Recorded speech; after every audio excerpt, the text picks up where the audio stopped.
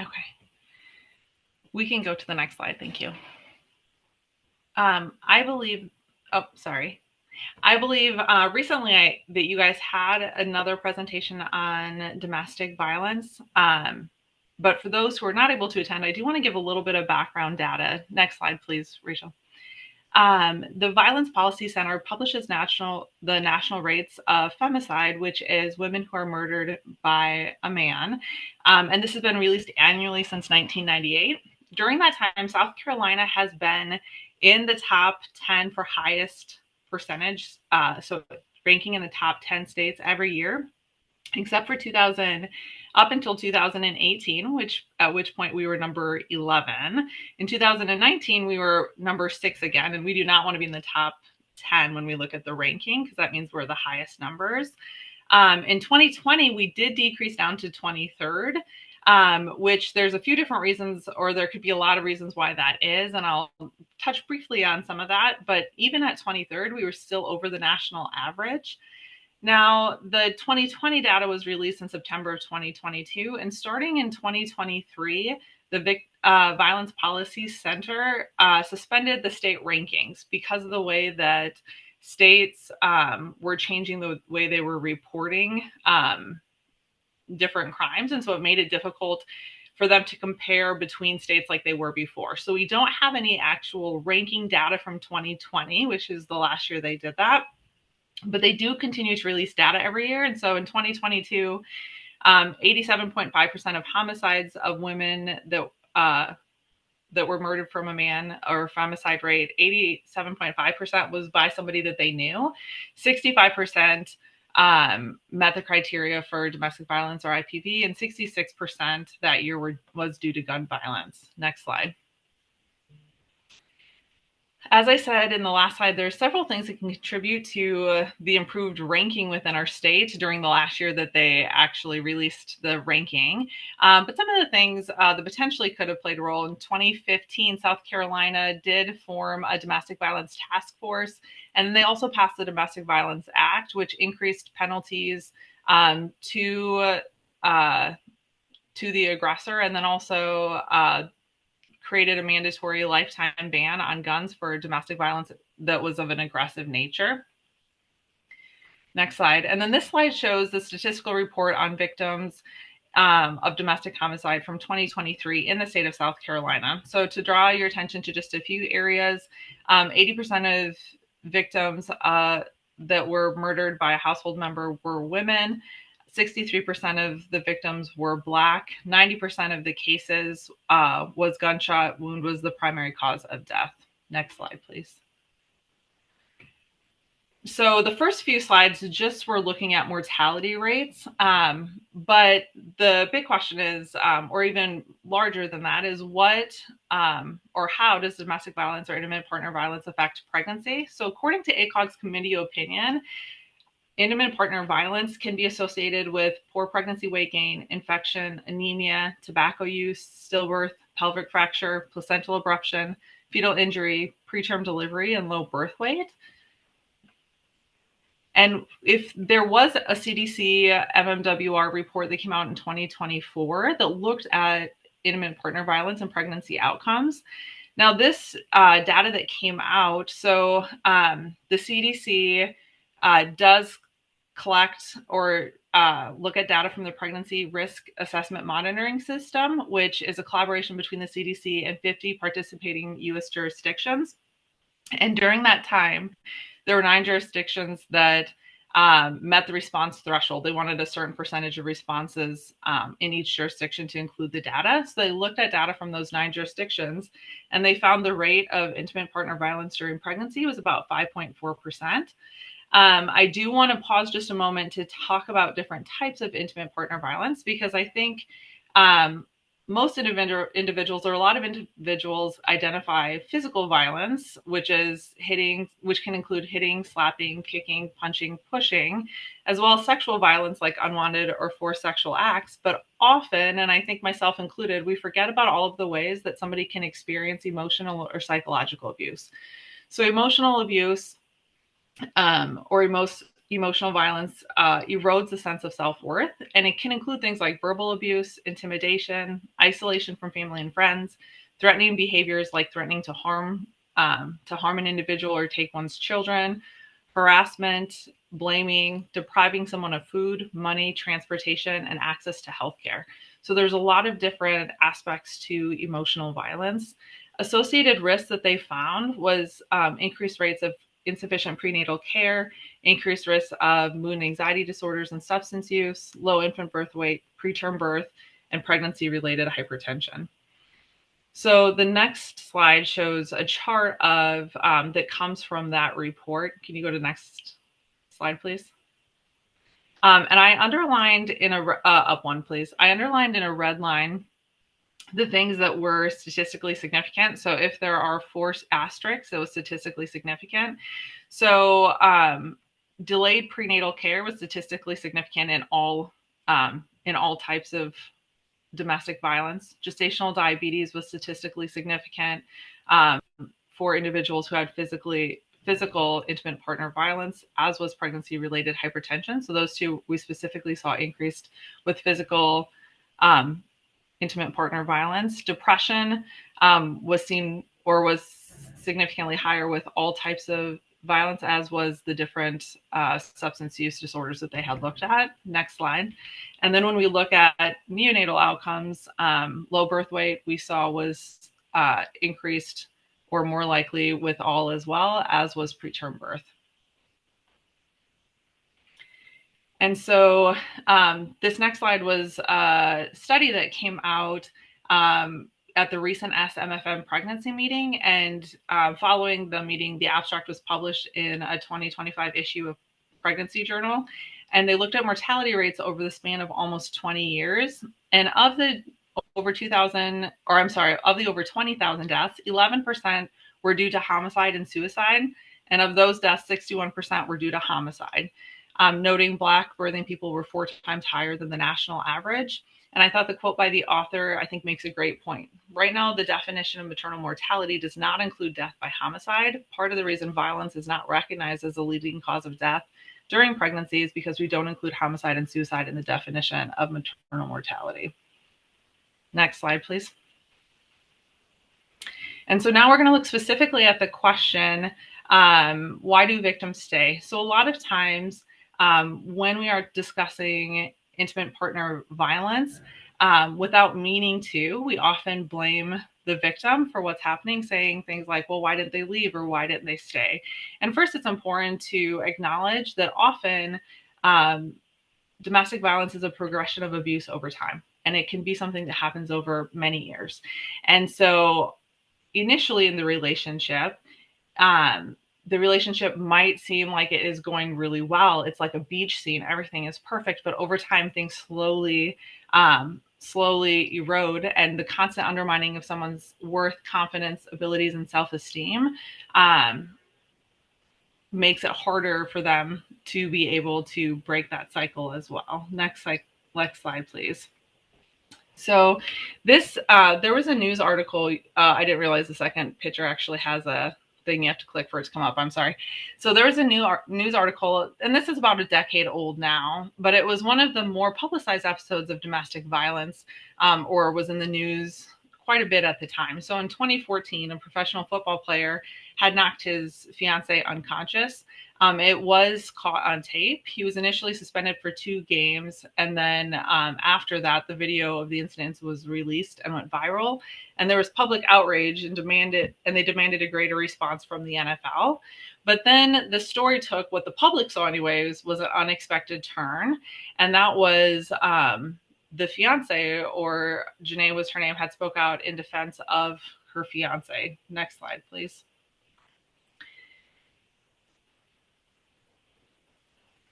And so she actually had a press conference at the time and said, I deeply regret the role that I played that night on Instagram. Just know that we continue to grow and show the world what real love is. After a few weeks, he was formally charged. The two were married the next day, and then that provoked another public response. Can you go to the next slide, please?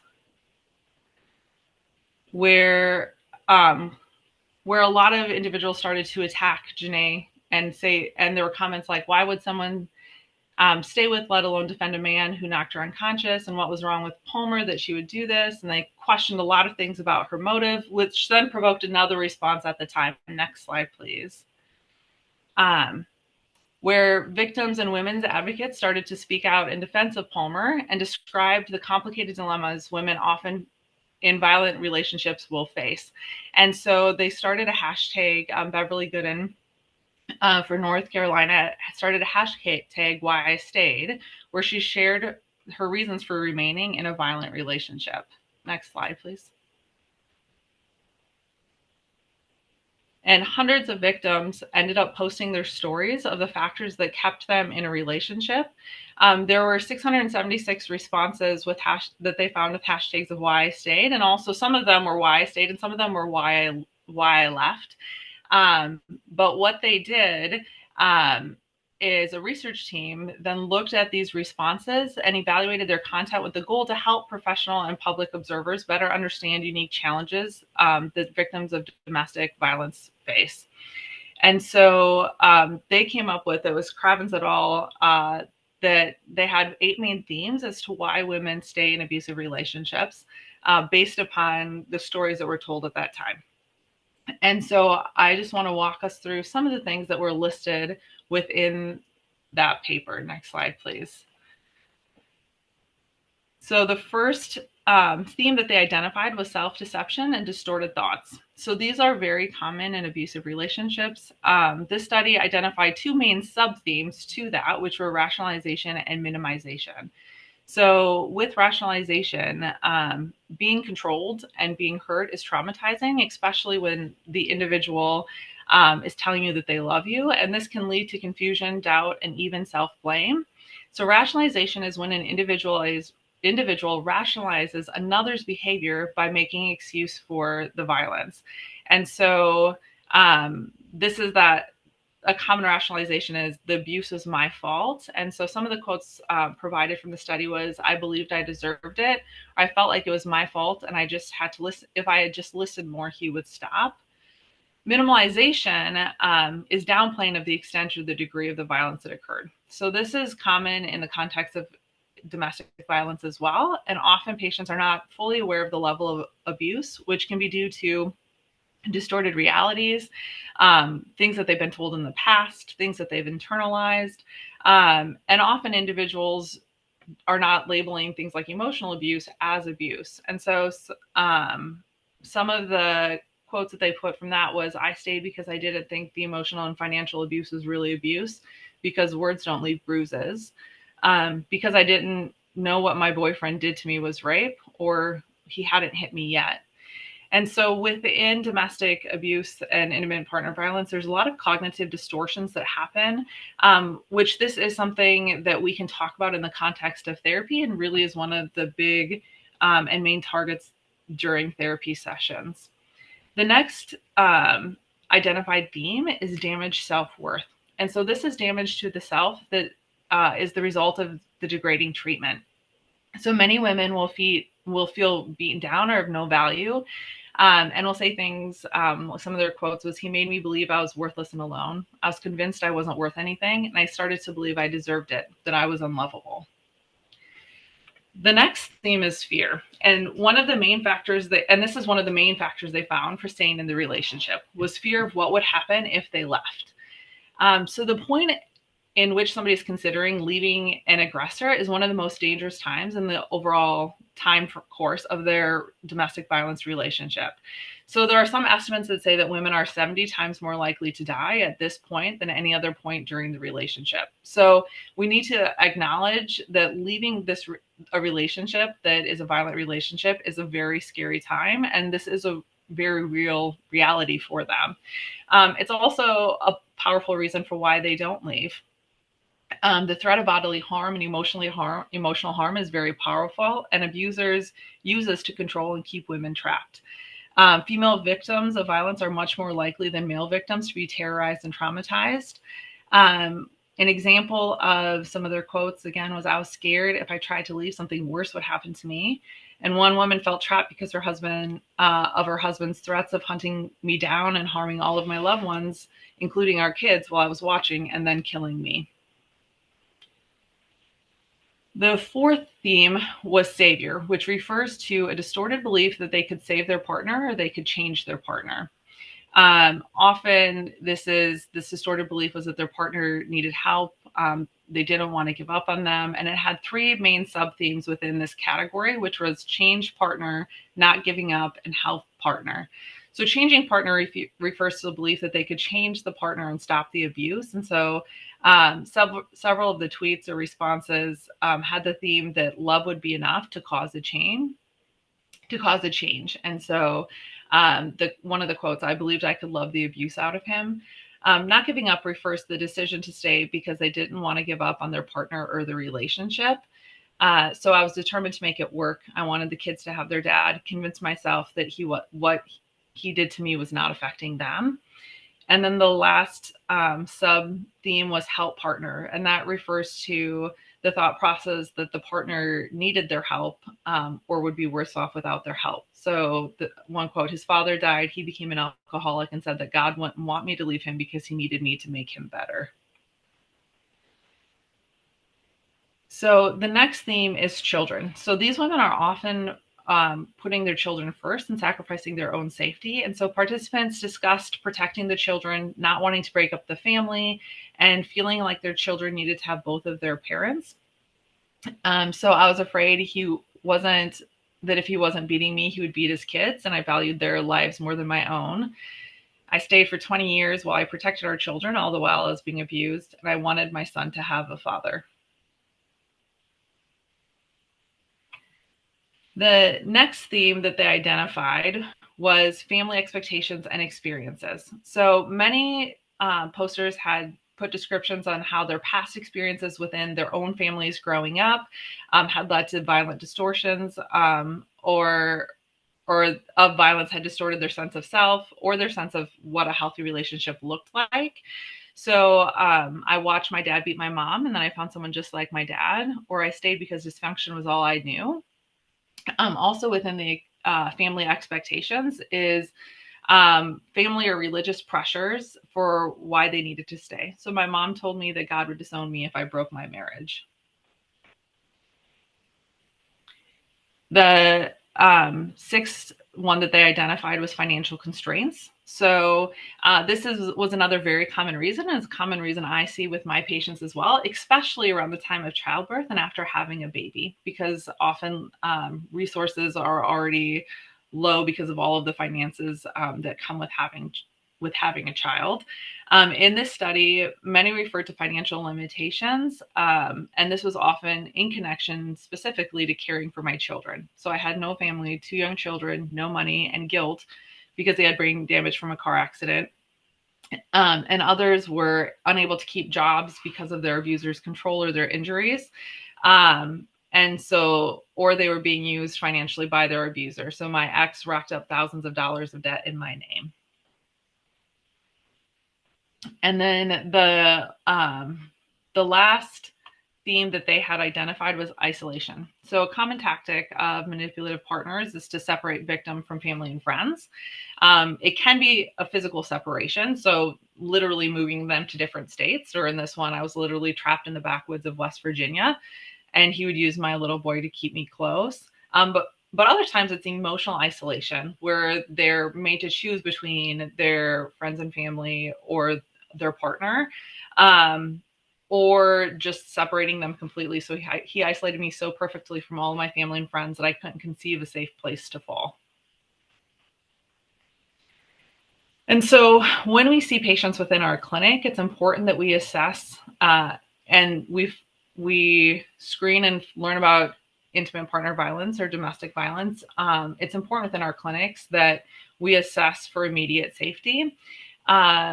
Some of those things that are important to assess is there guns or weapons in the home? How are they stored? How easily are they accessible? Are there other things that are concerning from a safety standpoint? But then also talk about safety planning with women. And so this is for women who are still in the relationships, and also for women who have already left, but there's a chance that their abuser could find them where they're at. And so part of that is having them have a plan. So you don't want to be in the height of a dangerous situation and then try to determine where you're going to go or who can help you. So these are things that we want to have them think about in advance and can identify with them. And so some parts of that is having a go bag. So a bag that has an extra set of keys or cash, the formula, the things you're going to need for 24 hours. So if you have to leave, you don't have to worry about packing things. You just have them and you can go. Have a place set up of where you could go and who will help you. Another thing, who can you call, or is there a safety code where if you say that word, that individual knows that that means that you are in a dangerous situation with your abuser and you need them to call 911 for you because you're not able to do it yourself. And then therapeutic, this section is really hard to make a plan to change your life when you're in the middle of a depressive episode or in the throes of anxiety or substance use. So it's really important that we help identify and treat comorbid mental health conditions, so substance use disorders, mood anxiety disorders, PTSD. It's also important to understand the past and how their past trauma is affecting their present. And then within therapy itself, address what are some of the reasons for why they are staying? Are there certain points, and are they distorted thoughts that we can work to help with those distorted thoughts for them? And so this just goes through the list again of why individuals, or the identified reasons in their paper of why they stayed. With the next, I put 3. These are not specific patients, but these are patients. I have 3 case presentations of patients that I've seen similar things within my practice that I think are good examples. So, Dr. 30, yep. All right, so what I'd like to do is pause now for discussion, and then we'll return to the cases after that segment.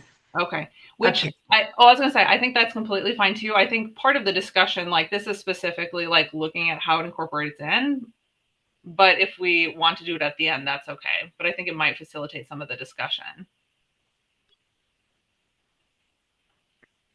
Do a,